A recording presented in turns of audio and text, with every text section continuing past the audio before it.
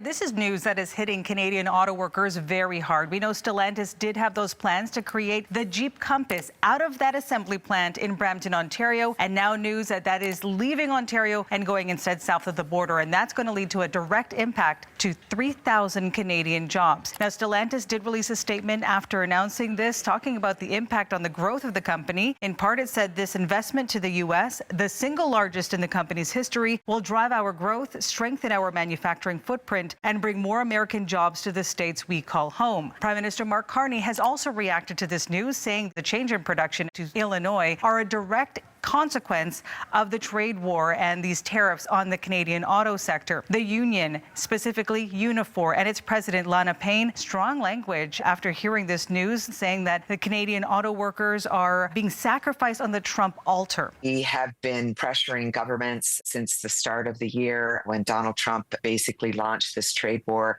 against Canadian workers and Canadian industries. We've also been pressuring companies to keep production here in Canada. There's only so much, obviously, that we could do in that regard. We need our governments fighting with us. We need to be using the leverage that we have as a country to make sure that we're keeping our industrial economy intact. And right now, that industrial economy is under serious threat.